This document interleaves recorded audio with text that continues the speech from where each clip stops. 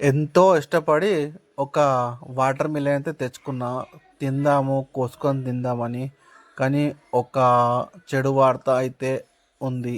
ఏందంటే ఒకసారి ఇది కోసి అయితే చూద్దాము. మీకే తెలుస్తది. మార్కెట్‌లో ఏది మంచి వస్తువు, ఏది చెడ్డ వస్తువో గుర్తుపట్టడం కూడా చాలా కష్టమైపోయింది. ఎందుకంటే కల్తీ అలా జరుగుతుంది. నేను ఇది తీయంగానే ఎంతో సంతోషపడ్డా. ఆహా! ఎంత బాగుందిరా అని.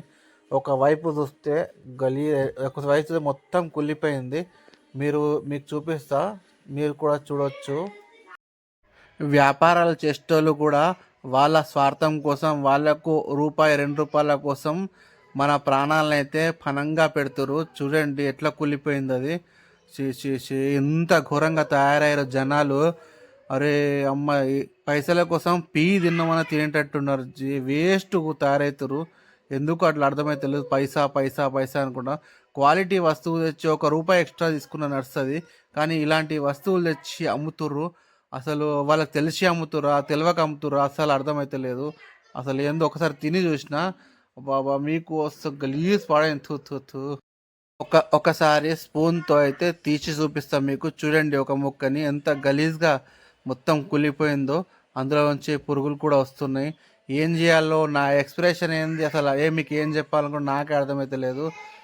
మీరే చూసుకోవచ్చు. ఒక ముక్క అయితే చూడండి ఎట్లా పాడైంది. వాచ్చ! బయట నుంచి ఏ వస్తువు తీసుకోవాలన్నా కష్టంగానే ఉంది. చూడండి ఒకవైపు మొత్తము కుళ్ళిపోయింది చూడండి. వేస్ట్. వేస్ట్ నా కొడుకులున్నారు మొత్తం. వాళ్ళ కుటుంబం మంచిగా ఉండాలని వేరే వాళ్ళ కుటుంబాన్ని నాశనం చేయాలని ఇలాంటి నా కొడుకులు రెండో నంబర్ మాల్ తెచ్చి అమ్ముతారు. కొంచెం జాగ్రత్తగా ఉండండి. బయట బయట వస్తువు కొంటే జాగ్రత్తగా కొనండి. జాగ్రత్తగా అయితే ఉండండి. ఇలాంటి ఇక పైలాగో పైసలు పెట్టినాం కదా తిందామని అయితే తినకండి. తింటే మాత్రం మీకు క్యాన్సర్ ఏదో ఒకటి వచ్చే ప్రమాదం ఉంది. చూడండి ఎట్లా ఉందో ఇది మొత్తం కుతంత్రం అయిపోయింది మొత్తం. వేస్ట్. బయట కొనేటప్పుడు కొంచెం జాగ్రత్తగా అయితే ఉండండి.